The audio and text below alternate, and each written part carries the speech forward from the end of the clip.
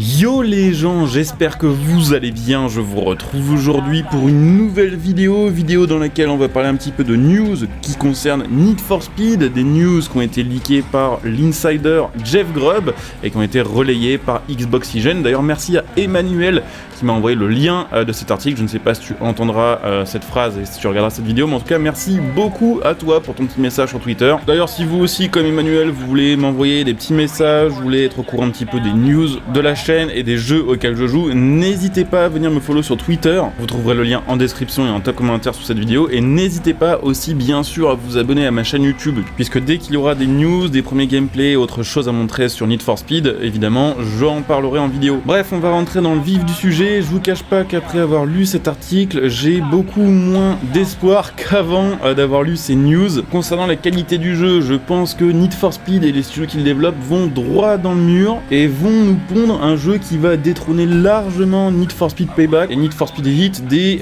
pires jeux de la licence. On va commencer par le moins pire, ce qui fait presque office de bonne nouvelle parmi les choses dont on va parler aujourd'hui dans cette vidéo. On va reparler un petit peu du système de dessin format animé dont on entend parler à propos du prochain Need for Speed depuis des mois. Voilà, il y avait déjà eu des leaks concernant le fait que quand par exemple on taperait un poteau, on aurait un bang qui s'afficherait sur l'écran, qu'on aurait des effets venus d'animés, de bandes dessinées qui s'afficheraient pendant le gameplay selon vos actions. Clairement c'est quelque chose que je redoute parce que j'ai peur que ça nous sorte vraiment du jeu et du pseudo-réalisme qu'on pouvait trouver avant sur Need for Speed. Alors la bonne nouvelle c'est qu'on a eu un petit gameplay qui a fuité, que je vais vous passer pendant cette vidéo, et à première vue c'est moins pire clairement que ce que je pensais. Là par exemple on peut voir quelqu'un qui fait un saut et qui tape un obstacle, on peut voir que lors du saut il y a justement des petites ailes animées qui se mettent sur le côté de la voiture, et que quand on tape il y a par exemple une tête de mort qui s'affiche sur la voiture avec en plus une espèce de changement de couleur rouge lorsqu'on tape un mur par exemple. Et ça pour le coup je trouve que ça fait un petit peu penser à certains artworks de Need for Speed Pro Street, ce qui est pas pour me déplaire. Par contre ça confirme bel et bien cette histoire de design et d'animation animée sur le prochain Need for Speed. Donc on va dire que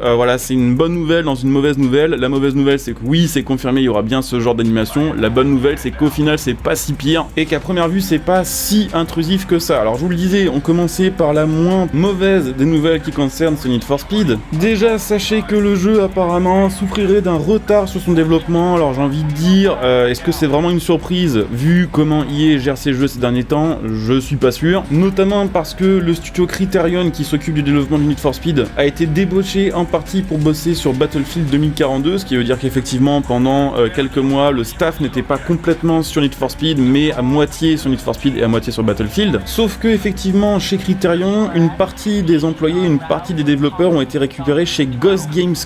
qui a fait la sainte trinité des pires jeux Need for Speed, avec notamment le Need for Speed Payback et le Need for Speed Heat. Le gros problème chez Ghost Games c'est leur Break to Drift et c'est la physique. Clairement à part ça, à côté de ça il n'y a pas grand chose dont on peut se plaindre. Voilà, clairement les derniers Need for Speed c'est quand même assez fourni en termes de voiture, en termes de customisation, les sons étaient corrects, les animations aussi ça allait, mais la physique Ghost Games m'a toujours fait gerber. Et malheureusement à savoir qu'une partie des développeurs de chez Ghost Games ont intégré Criterion pour le développement du prochain Need for Speed me rassure absolument pas sur la présence du Break to Drift et sur la physique des voitures du prochain Need for Speed. Faut quand même pas oublier que la physique des voitures sur un jeu de voiture c'est quand même très important. Donc déjà le studio qui récupère des membres d'un ancien studio dont les Need for Speed ont vraiment divisé la communauté, plus un retard d'au moins un mois prévu pour le prochain Need for Speed. On s'attendait et d'ailleurs même il y a eu des petits leaks pour une sortie aux alentours du 4 novembre 2022. Apparemment ce serait repoussé pour au moins décembre. En soi vous allez me dire c'est pas forcément une mauvaise nouvelle qu'ils prennent plus de temps pour sortir un jeu qui sera peaufiné, ça je suis d'accord là-dessus, mais cette manière de développer le jeu avec des trous dans le développement, avec le staff qui change et avec au final des deadlines qui peuvent pas être respectées, ça sent vraiment pas bon. On apprend également via Jeff Grubb qu'apparemment la cible d'EA Games pour le prochain Need for Speed serait une cible plus jeune, donc clairement EA Games va probablement pas mal simplifier le jeu, son gameplay, sa conduite et son histoire pour que les enfants qui jouent au jeu ne soient pas frustrés, ce qui en général n'est pas une bonne chose. On a pu voir un petit peu toutes les critiques que se prennent les licences de jeux qui essaient d'aller plutôt vers du jeune public, notamment si on regarde un petit peu ce qui a été fait ces dernières années sur Forza Horizon, même si Horizon 5 a quand même remonté le niveau par rapport à Horizon 4,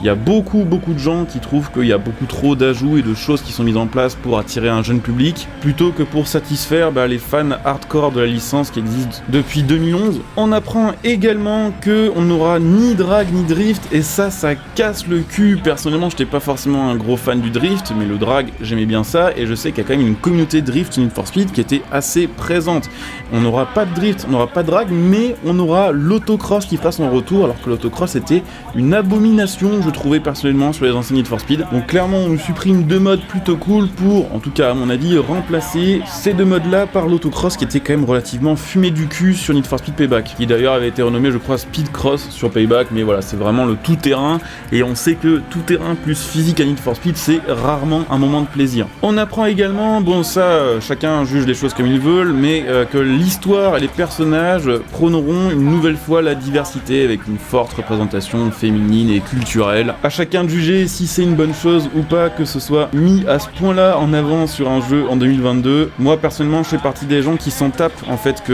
le personnage soit un homme ou une femme, du moment que le jeu est bon, et nous mettre à ce point-là ça en avant plutôt que justement le scénario réussi et le gameplay réussi, ça en dit long sur ce que va être le prochain Need for Speed. Pour finir, évidemment, la cerise sur le gâteau, le suivi du jeu serait estimé de 1 an, c'est-à-dire que techniquement pendant 1 an on aura des nouveaux contenus sur le jeu, des nouvelles mises à jour, mais ce suivi dépendra du succès du jeu, c'est-à-dire qu'ils sont totalement capables de nous refaire une Need for Speed Hit, où eh bien on a vu une mise à jour qui ajoutait un nouveau système de pass de voiture, le pass Black Market, qui était payant, et au final le pass a été arrêté au bout d'1 mois, c'est-à-dire qu'on a eu pour 5 balles il me semble à l'époque uniquement une bagnole qui était la McLaren F1 qui était rajoutée sur Need for Speed Heat, dont le suivi a été arrêté au final après seulement 3-4 mois de la sortie du jeu, puisque il y avait plus assez de joueurs et parce que EA estimait que ça valait pas le coup de continuer à faire le suivi du jeu. Alors évidemment, dites-moi un petit peu ce que vous en pensez en commentaire. Moi personnellement j'ai l'impression que Need for Speed et E-Games prennent toutes les mauvaises décisions possibles pour ce Need for Speed.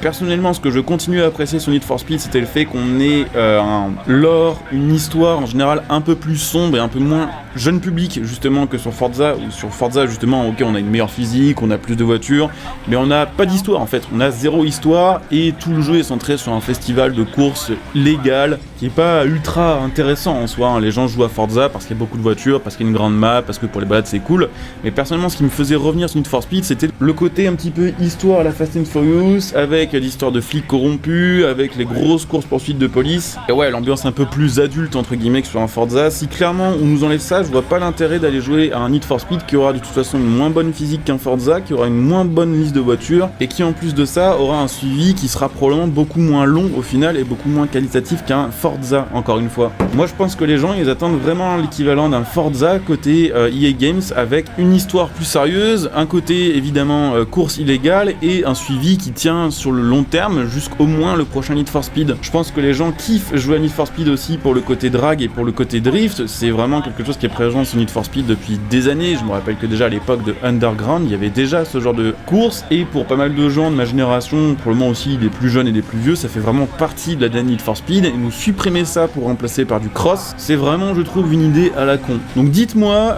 voilà, franchement, j'ai beaucoup moins d'espoir sur ce Need for Speed. Ce qui va faire du bien, en fait, c'est qu'en décembre aussi, on va avoir Carrick Street, et que c'est vrai, jusqu'ici, en fait, Need for Speed, ils avaient pas tant de concurrence que ça, en termes de jeu, voilà, de course open world, typée course illégale avec beaucoup de custom. Mais là, si Carrick Street arrive, même si les voitures sont pas sous licence, mais qu'on a une bonne map, qu'on a justement un système de club à la Need for Speed à l'ancienne, avec des boss à battre dans chaque région, avec beaucoup de custom, une bonne liste de voitures, des sons sympas et surtout une meilleure physique, je vois pas qui pourrait être assez fou pour plutôt prendre Need for Speed qu'un Carrick Street. J'espère évidemment me tromper, j'espère qu'on aura une bonne surprise au dernier moment avec un jeu qui tiendra la route. Need for Speed est une licence que j'apprécie de fou, même si on peut penser que je suis plutôt un Forza boy. La première licence de jeu de course que j'ai fait de ma vie, c'était Need for Speed, avec le Need for Speed qui est sorti en 1999, et depuis j'ai fait quasiment tous les Need for Speed. On est presque aux 30 ans de la licence, le premier Need for Speed sorti en 1994, et évidemment durant ces 30 années, il y a eu des bons jeux, il y a aussi des mauvais jeux. On a eu des jeux qui ont un petit peu divisé la communauté, qui se sont suivis, notamment le Payback et le Heat depuis donc 2017, et c'est vraiment une licence que j'aimerais voir monter plutôt que descendre. J'ai absolument pas envie que la licence crève, mais j'ai l'impression que EA se gourre complètement, n'écoute absolument pas la communauté, que EA Games va probablement du coup faire certains choix qui vont faire que le jeu qui va sortir va être probablement assez pété, va recevoir des mauvaises critiques, va pas être si bien vendu que ça, et va mettre tout simplement fin à la licence Need for Speed, et ça fait mal au cul. Donc ouais, dites-moi en commentaire, n'hésitez pas évidemment à liker cette vidéo, à la partager, à venir me follow, je vous le disais tout à l'heure sur les réseaux sociaux. Vous pouvez aussi évidemment me retrouver sur Twitch pour ceux qui veulent me voir en live, la chaîne Twitch sera en description et en commentaire, donc n'hésitez pas à venir follow. Si vous avez Amazon Prime, n'hésitez pas à utiliser votre Twitch Prime sur ma chaîne Twitch, ça vous permet de me soutenir gratuitement, vous en profitez de plein de petits avantages. Vous pouvez soutenir ma chaîne gratuitement aussi en faisant vos achats via le lien de soutien sous cette vidéo, mon lien Instant Gaming par exemple pour acheter vos jeux, vos cartes d'abonnement après réduit en soutenant ma chaîne par une occasion, le lien metal.net pour acheter vos configs PC, et puis pour ceux qui souhaitent soutenir ma chaîne sur le long terme, pensez que vous pouvez évidemment devenir un soutien de la chaîne via le bouton rejoindre cette vidéo, ce qui vous fera profiter là aussi de plein de petits bonus. Je coupe ici, je vous dis à très bientôt, bon jeu à tous, ciao.